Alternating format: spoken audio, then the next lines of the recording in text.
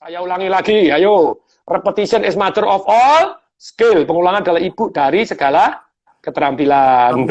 Nah, kalau Anda menengah ke bawah sekali, minta bantuan pemerintah dan fokus bantu orang-orang yang lebih kaya, lebih sukses, tanpa Anda harus terima bayaran, yang penting hidup dulu. Survive, minta bantuan Kementerian Sosial yang miskin. Yang menengah, Anda harus eco, masih ingat? Efisien, masih, Pak. Kreatif. Efisien. Kreatif. Hanya apa? Help people. Help people yang membantu orang. Orang tidak punya duit, sekarang tak kasih. Nah, affiliate. Nah, ayo kerja. Oh, semangat mereka. Micro influencer sekarang sangat-sangat berpengaruh. Ketika orang nyebut, oh Michael, beli dong. Ini setelah sampai hai sudah caranya tekniknya, terus kemudian langsung ngomong, oh Michael ini ada empek-empek enak, sungkan nggak? Sungkan nggak? Ada sungkannya. Ya bisa ngelarisin Pak Tung, masuk Pak Tung jualan pempek, aku nggak beli. Misalnya, nggak enak hati gitu ya. Nah, jadi harus help people. Help people apa? Orang butuh apa kita penuhin. Orang butuh apa kita penuhin. Pemerintah butuh apa kita penuhin. Help people. Terus kemudian O-nya online. Online-nya boleh pakai IG boleh gini, tapi kalau WhatsApp ada caranya, yaitu caranya salah, hasilnya salah. Sapa dulu secara pribadi, kemudian namanya disebut, didoain dulu. Saya sengaja hari ini doa Bapak supaya sehat, panjang umur, amin ya Pak ya, amin. Tahun doa balik, baru tawarin Pak, ini saya punya pempek enak Pak, ini dalam rangka ini kalau Bapak perlu. Dan misalnya dia bilang, wah saya enggak dulu atau enggak jawab, begitu enggak jawab berapa lama, tawarin jadi affiliate. Bapak, kelihatannya Bapak ini bisa dapat peluang loh. Kalau beli tawarin jadi affiliate. Tidak beli tawarin jadi affiliate. Ini Bapak bisa dapat penghasilan loh untuk membantu. Caranya gini sederhana Pak. Tinggal Bapak forward ucapan saya selamatin kepada orang lain, sebutkan nama-namanya, copy paste tinggal ganti nama. Terus kalau mereka iya tinggal copy paste begini Pak. Nanti saya kirim Bapak yang lewat saya, Bapak tak kasih komisi sekian. Jos Pak. Mantap. Jadi itu online-nya caranya seperti itu. Terus kemudian 5 yang harus dijawab, masih ingat? 5 yang harus dijawab. Nomor 1, Anda jual apa? Yang kedua, harganya berapa? Ketiga, kenapa saya harus beli barang itu? Yang ketiga B, kenapa saya harus beli dari Anda, kok bukan dari orang lain? Iya. Anda harus jawab. Kalau belum bisa jawab, wah ini. Yang keempat, kenapa saya harus percaya sama Anda? Yang kelima, kenapa saya harus beli dari Anda? Sekarang, harus ada limit. Nah ini, ya, marketing revolution masih ingat menjawab 5 ini. Marketing revolution. 1, penawaran Anda harus menarik. Yang kedua, bisa percaya. Kalau di buku saya Marketing Revolution itu bisa dipercaya, itu ada 10 cara langsung bisa dipraktekkan. Money back guarantee, gitu. Ada asuransinya, ada istilahnya demonya, ada pembuktiannya. Tadi kalau ada sertifikatnya dari GIA, itu stop. Ada JMAC, sertifikatnya 2, satu-satunya sertifikat 2. Kemudian yang ketiga, Anda harus sampaikan dengan cara yang tepat. Kalau caranya salah, hasilnya salah. Contoh, saya kasih contoh deh. Seorang pemimpin agama Anda tanya, Pak Kiai, Pak Pendeta, Pak Biksu gitu ya, boleh nggak ya pada waktu saya berdoa, terus saya sambil makan kue tiaw siram seafood? Nggak boleh. Kamu tuh makan-makan. Tapi kalau Anda nanyanya di balik situasinya sama, makan doa-doa makan, Anda balik, Pak Kiai, Pak Pendeta, Pak Biksu, boleh nggak ya pada waktu saya makan kue tiaw siram seafood pun, saya tetap berdoa. Bayangin makan kue tiaw aja tetap berdoa. Nak, kamu kok suci banget toh? Nah, waduh, sudah boleh. Wah, makan aja makan itu terima kasih Tuhan. Boleh. Padahal makan sama ini. Jadi caranya salah, hasilnya bumi dan langit. Ini yang ketiga penting sekali, caranya harus tepat. Cara penyampaiannya ada 13 gitu ya. Terus kemudian yang keempat, harus kena target market. Kalau target marketnya salah, hasilnya salah. Betul. Jadi nawarin jewelry kepada kere di pinggir jalan susah. Tapi kalau kiranya punya kenalan orang kaya, tawarin jadi affiliate. Siapa tahu kayak tadi tuh. Tawarin pempek, makan aja ini nasi sama garam doang. Oh, Anda bisa jualan. Oh, ikut jualan, woy. Berarti Anda butuh duit ini, bukan butuh pempeknya. Cocok, gitu ya. Jadi, yang keempat ini. Kemudian yang kelima, yang sangat-sangat menarik. Yang kelima, yaitu Anda harus ada keterbatasan. Kalau tidak ada keterbatasan, entar sok. Lihat, begitu banyaknya orang nawarin online, tidak ada keterbatasan. Emangnya gue pikirin. Besok lah, entar lah, belum. Nah kalau Anda ini peluang, nah ini kesempatan ya tinggal ada hanya sekian. Loh, hari ini memang saya jualan 59 empek-empek doang. Lebih boleh nggak boleh? Lupa itu bohong, nggak bohong. Jadi orang itu bukan bohong, namanya adalah kita baik. Saya limit ternyata ada yang orang minta lebih, saya lebihin, boleh nggak? Boleh Pak. Boleh dong, ternyata lebih boleh. Ya silakan. Ternyata diperpanjang diskonnya, boleh nggak? Diskon hanya terbatas 5 hari. Pak. Wah, boleh, ternyata animo meledak, saya perpanjang 5 hari lagi. Itu orang baik. Orang baik itu beda dengan orang bohong. Kalau bohong itu Anda tidak bisa memenuhi. Kalau ini kan bisa memenuhi toh. Perpanjangan itu baiknya ditambah. Jadi baik itu beda. Nah, tapi harus ada limit. Limit ada 4. Satu, limit yang namanya waktu. Terbatas sampai tanggal sekian. Yang kedua, limit jumlah barangnya. Jadi maksudnya jumlah barang hanya ada 100 habis, I'm so sorry, kamu tidak bisa beli dari saya. Yang ketiga, limit yang namanya yang berhadiah. Hadiahnya limit. Oke. Limit waktu, limit barangnya, limit yang berhadiah hanya 59 yang pertama. Nah, terus yang keempat adalah yaitu limit jumlah pembelian per orang. Per orang hanya boleh 2. Wah, nanti dia mau ngakalin. Pakai nama istrinya, pakai nama pembantunya, pakai nggak apa-apa. Jadi jurus anak goblok nggak apa-apa. Yang penting laris, no. Nah, itu ya marketing revolution. Ini masih berapa menit lagi nih? Menarik sekali, Pak. Ini kita tadi baru 30 menit, nggak berasa ya Pak, udah 30 menit ya. Baru mulai nih, baru semangat-semangatnya. Kalau seminar saya 5 hari itu marketing revolution. Iya, betul. Tadi menarik sekali dari penjelasannya Pak Tung. Tapi mungkin saya mau nanya dulu nih Pak, hubungannya apa sih nih Pak? Ya. Ini dari saya pribadi. Ada kata-kata cash is the king. Nah itu bagaimana tuh Pak? Itu untuk orang kaya. Iya, itu gimana? Penting sekali. Menengah ke atas ini, kalau tadi kan yang miskin sudah saya bahas, yang menengah sudah saya bahas, sekarang yang kaya. Anda posisi sekarang istilahnya punya harta, walaupun tentu saja tetap cash out mungkin bisa jadi keluar lebih banyak karena masa-masa darurat seperti ini. Kalau Anda punya duit, atau istilahnya masih punya harta, nah bagaimana sebagai kita orang kaya ini bisa antisipasi dalam situasi seperti ini? Ingat, orang sukses itu bukan bereaksi. Orang sukses antisipasi. Sedia payung sebelum hujan. Pasukan-pasukan yang terbaik di Amerika, Navy SEAL-nya atau Kopassus di Indonesia, mereka selalu latihan. If something happen, apa mereka siap? Contohnya, Navy SEAL, itu kalau tahan napas, karena dia pasukan komando, tahan napas bisa tahan 4 menit, 5 menit.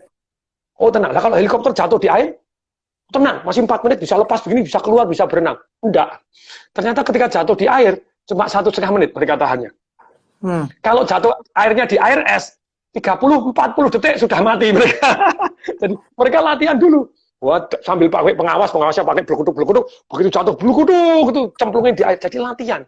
Mereka sukses karena mereka antisipasi. Saya ulangi sekali lagi. Orang sukses di investasi atau orang sukses di bisnis karena mereka antisipasi. Mungkin nggak mereka beruntung, mungkin. Tapi kalau mereka hanya mengandalkan keberuntungannya sukses, besok kalau pas nggak beruntung, habis semua. Jadi orang sukses antisipasi. Nah, kalau kita antisipasi situasi seperti ini, nih kalau saya salah, saya terima ralat begitu ya. Sebetulnya saya sudah antisipasi ini 2 tahun yang lalu. Saya sudah merasa bahwa ini akan krisis dunia. Pada waktu China, Tiongkok sama Amerika perang dagang, terus kemudian jadi perang, namanya perang teks, perang pajak. Jadi langsung perang embargo, pajak-pajakan, namanya perang. Terus kemudian terjadi perang currency. Nah, itu saya sudah antisipasi. Lah, antisipasi hari ini menolong saya, menolong cash flow saya, menolong kedamaian saya, karena saya siap-siap dari sekian tahun, tapi sungguh tidak nyangka ada Black Swan. Maksudnya Black Swan itu angsa biasanya angkanya putih, itu yang ngarang Nicholas Taleb, itu bukunya keren, namanya Black Swan. Ada sesuatu hal yang kemungkinannya kecil sekali, tapi kalau terjadi hidup Anda hancur. Nah ini kan terjadi badai corona, ini kan kemungkinan kecil sekali nih. 100 tahun sekali nih. Tahun 1920 yang lalu kena flu Spanyol, mati 30 juta orang. Nah, ini jarang, tapi terjadi toh. Nah ini kalau Anda harus siap terhadap Black Swan. Kejadian yang kecil, kemungkinan tidak terjadi, tapi Anda harus siap-siap. Makanya sebagai seorang investor, itu orang yang beruntung lebih baik daripada orang yang cerdas. Kok bisa? Orang cerdas itu percaya 100%. Wah ini untung banget, cerdas, ini menguntungkan 1000%, taruh semua. Banyak yang mati orang cerdas di dalam dunia Black Swan tadi. World Trade Center ditabrak duel, sablonnya anjlok, gak karuan. Subprime mortgage yang di Amerika rontok, wah properti rontok, orang kaget. Kena badai corona, orang kaget-kaget. Saya kaget kena badai corona, tapi untuk krisisnya saya tidak kaget karena sudah antisipasi. Dalam the last 2 tahun ini, perhatikan, ini ada 6 ya. Kalau Anda, ini 6 ini juga penting, walaupun Anda tidak kaya juga penting untuk pengetahuan gitu ya. Siapa tahu dengan 6 ini Anda tambah kaya gitu ya. Nah, antisipasi, perhatikan baik-baik.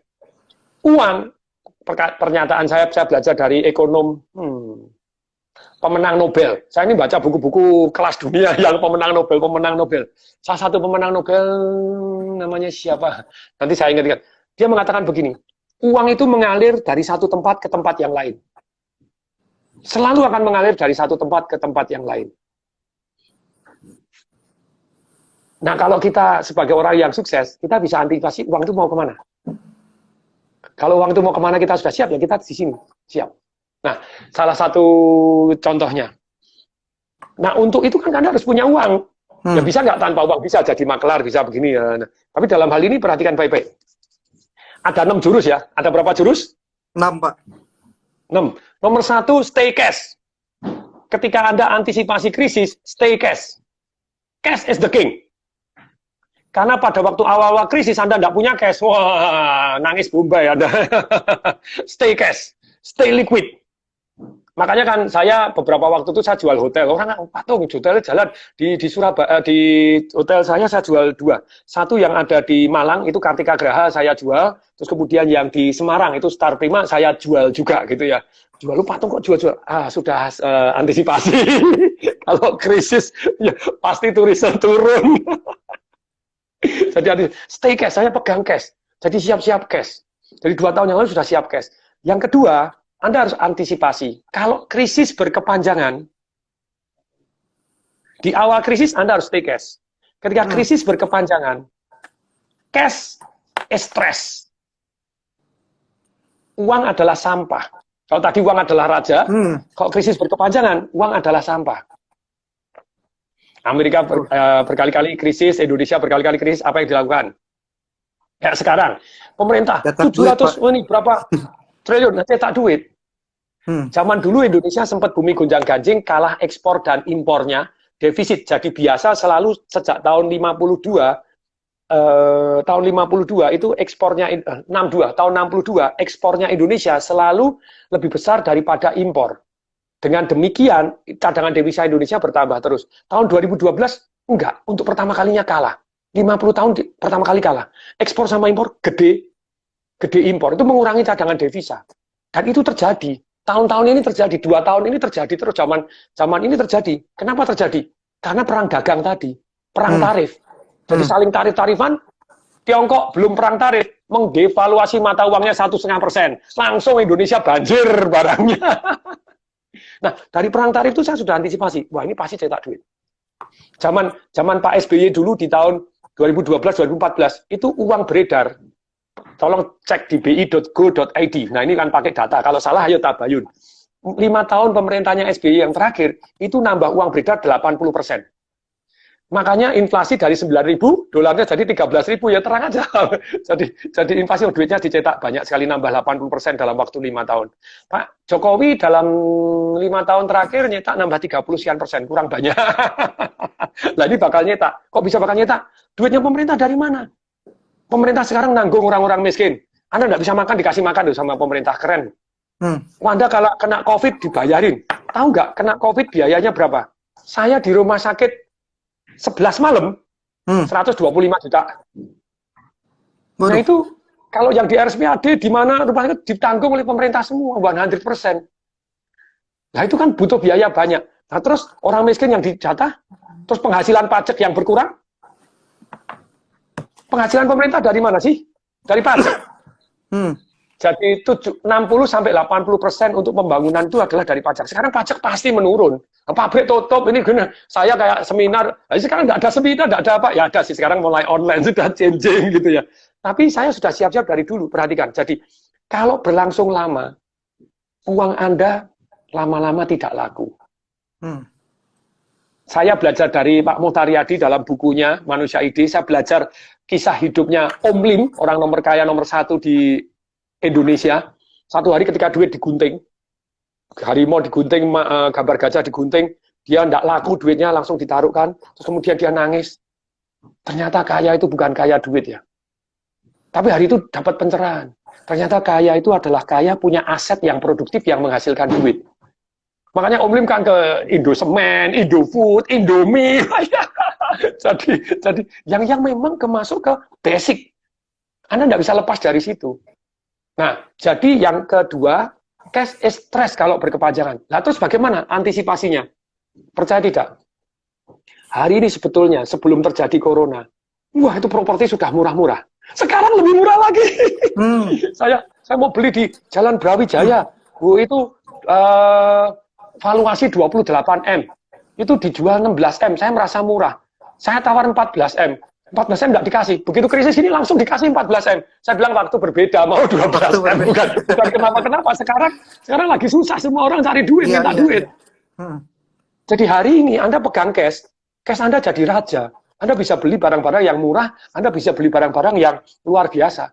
Kayak pada waktu minyak jadi negatif, Anda beli dibayar, enak nggak? Karena mereka nggak punya gudang, jadi beli dibayar. Itu Donald Trump langsung beli 75 juta dolar. Bagi dia kekayaannya sedikit, something happen ya, dijual rugi lagi, enggak masalah. Beli 75 juta dolar, dia dapat tambah duit. Seru nggak? Beli dapat tambah duit, enak nggak? Enak, Pak. 75 juta dolar itu jadi beli tidak pakai duit, malah dapat duit, enak nggak? Enak. Nah, saya secara ilmu nggak punya. Makanya kalau Anda mau, ini nanti yang keenam itu yang paling penting. Jadi, nomor satu, cash is the king. Yang kedua, kalau krisis berkepanjangan, cash is stress. Anda harus pindah ke tempat yang aset-aset yang menghasilkan capital gain, kalau bisa menghasilkan cash flow yang terbaik.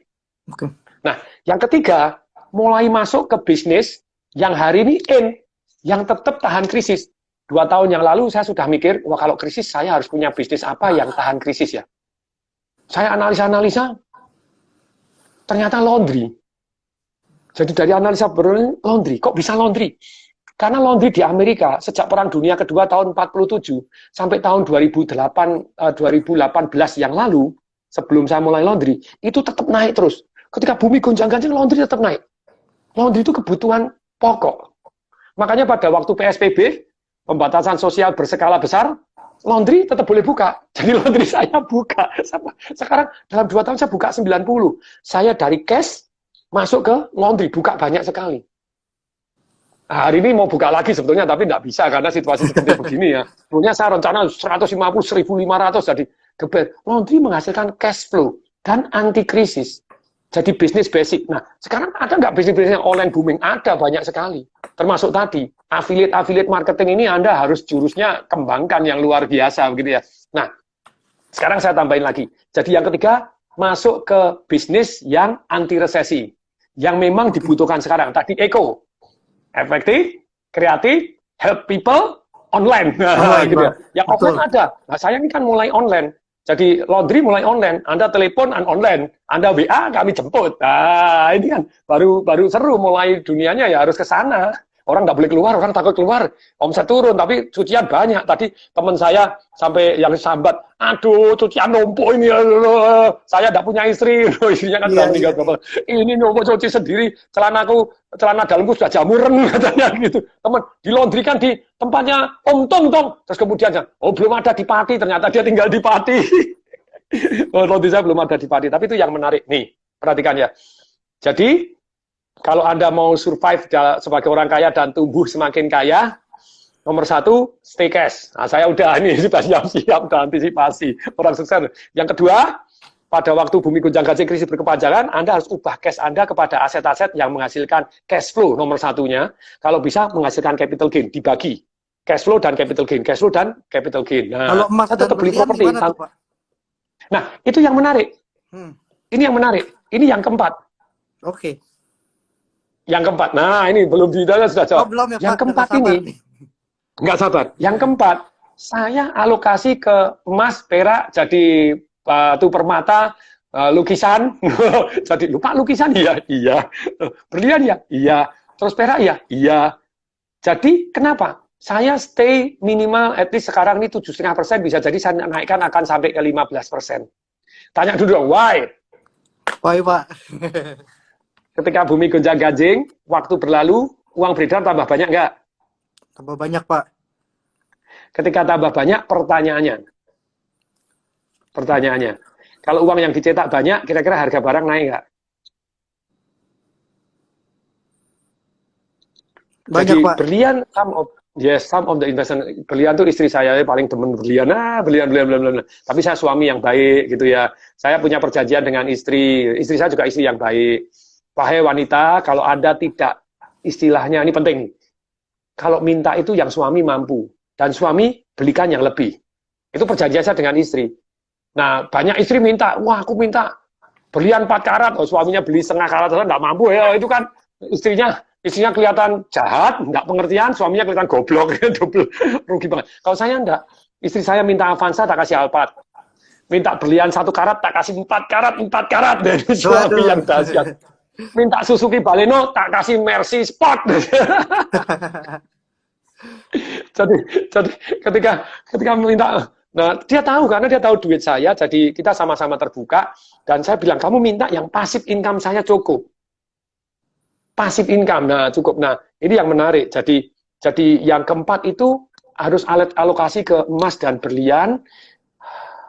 Why emas, why berlian? If something happen, masih punya berlian, masih laku di mana-mana, masih punya emas, masih laku di mana-mana. Ketika mata uang sudah jadi mata uang hantu, ambo kita tidak pernah tahu, who knows, kemungkinannya kecil, tapi ya tetap akan turun terus. Jadi pengeluaran kita tertinggi yang rampok daya beli kita tanpa diketahui adalah inflasi. Saya ulangi ya, yang merampok kekayaan kita tanpa kita ketahui namanya invisible spending, tahu-tahu tambah miskin, adalah inflasi. Kalau Anda mau selamat dalam dunia ini, ya ini Anda tetap harus, Pak saya 100% beli emas, rumah tak gadekan, beli emas, atau beli berlian, itu spekulasi. Jadi aset alokasi. Nah ini penting, yang keempat. Yang kelima, ini yang menarik, perhatikan aturan-aturan pemerintah.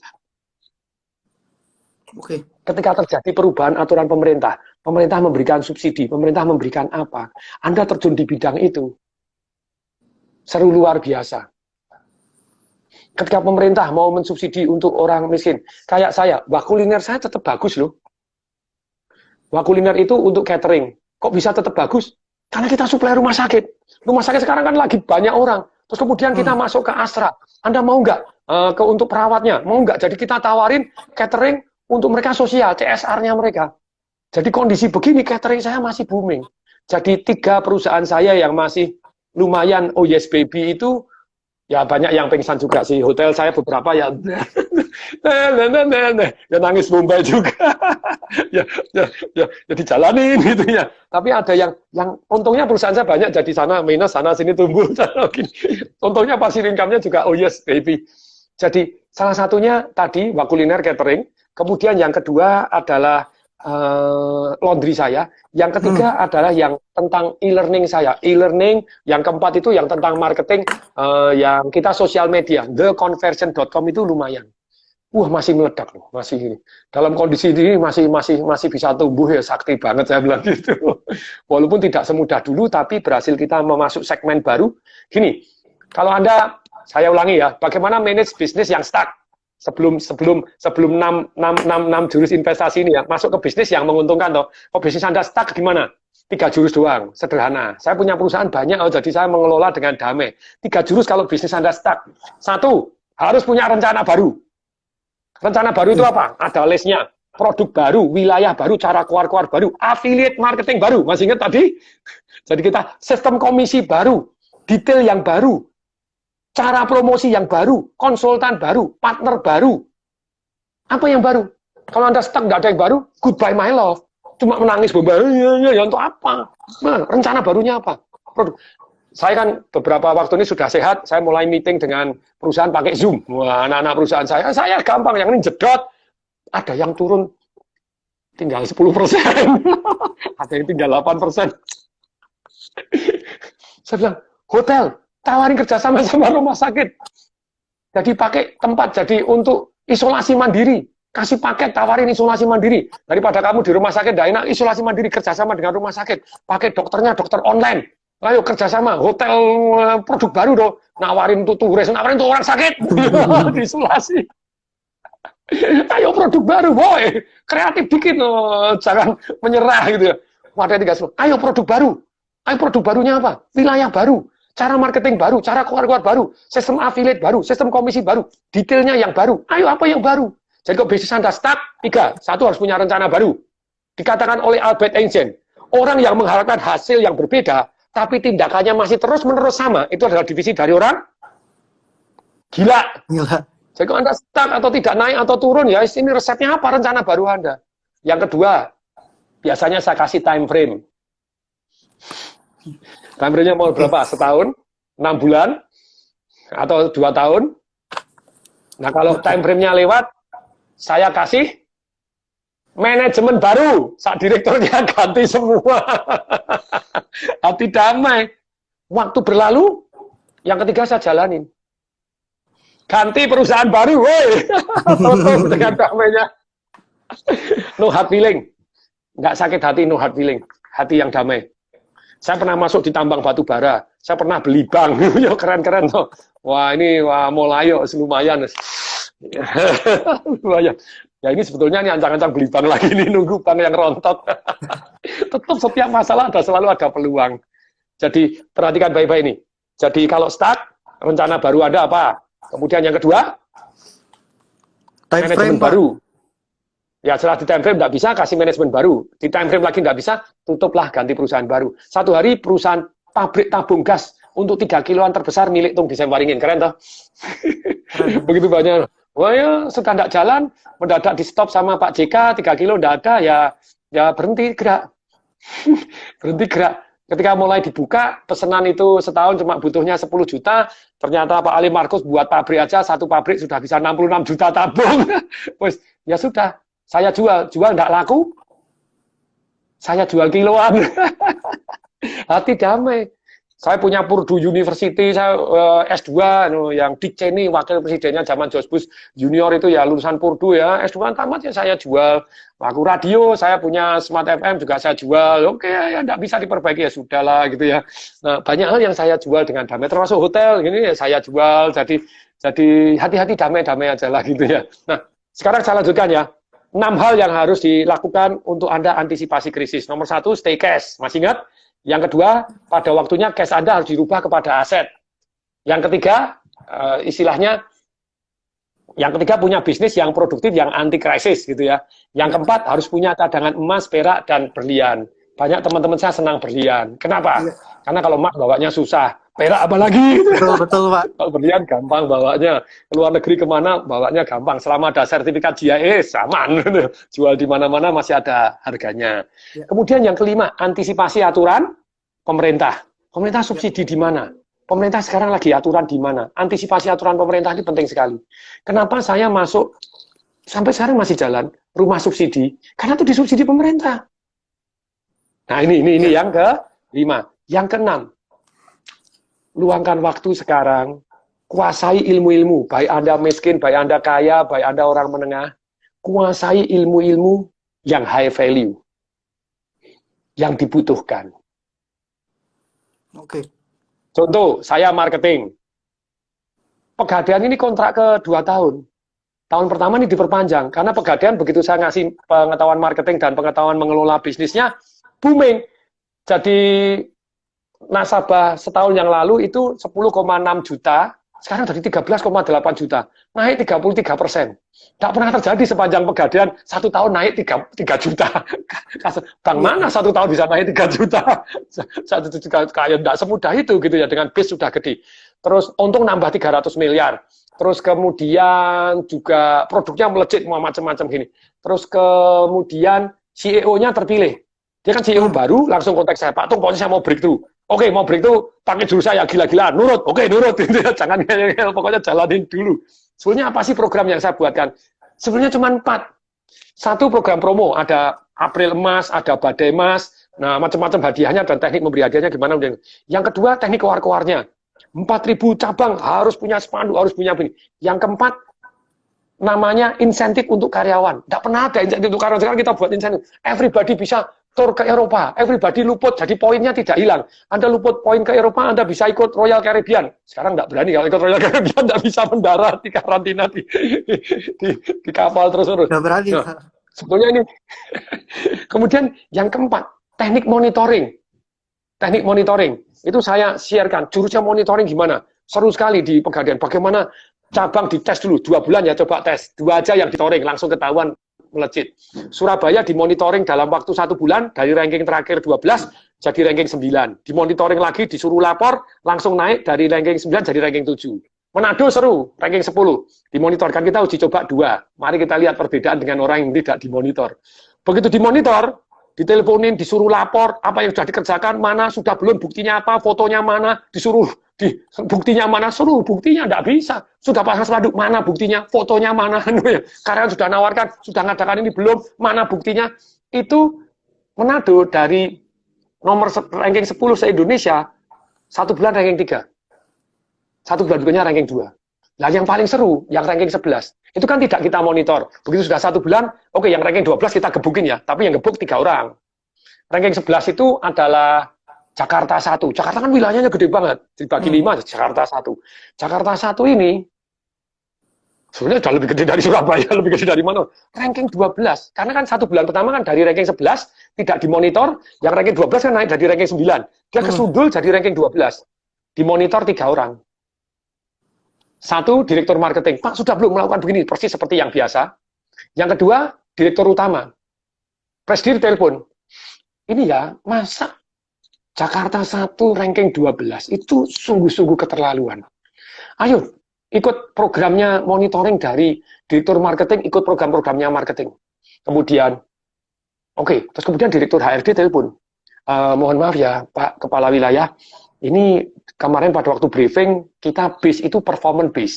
Kalau Bapak tetap ranking 12 dengan kapasitas seluas Jakarta 1 dengan pasukan lebih banyak dibanding Manado lebih banyak dari gini, Pak, bisa jadi akhir tahun Bapak akan diganti.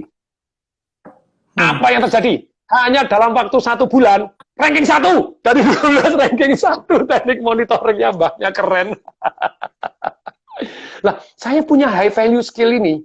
Nah, punya high value skill ini kan saya ngatasin banyak perusahaan saya dan saya sudah banyak konsultan di perusahaan-perusahaan yang lain. Saya punya high value skill. Dalam kondisi ini dibutuhkan.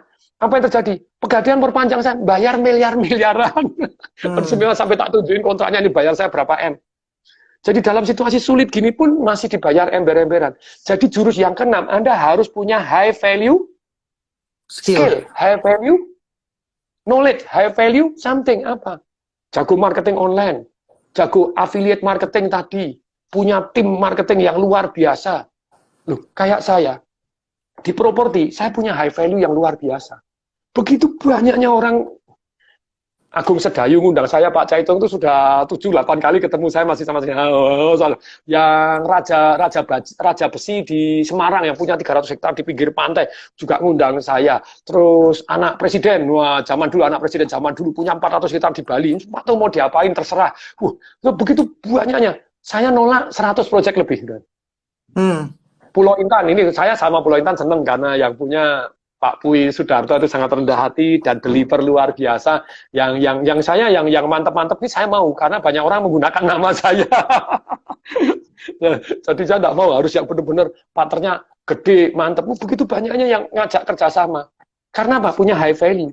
Di bidang properti saya lumayan gitu, sangat-sangat jago untuk jualan, sangat jago untuk begini. Tapi saya kepengen kalau misalnya tidak laku pun tetap dibangun, jadi garansi itu ya. Jadikan situasi ada tadi loh, namanya Black Swan. If something happen, waduh kayak virus begini ya jualan apapun kan ya. Maksudnya jualan apapun ya enggak. Jualan properti ya sik lakonnya apa kan gitu ya. Tapi sebenarnya sekarang kesempatan. Banyak properti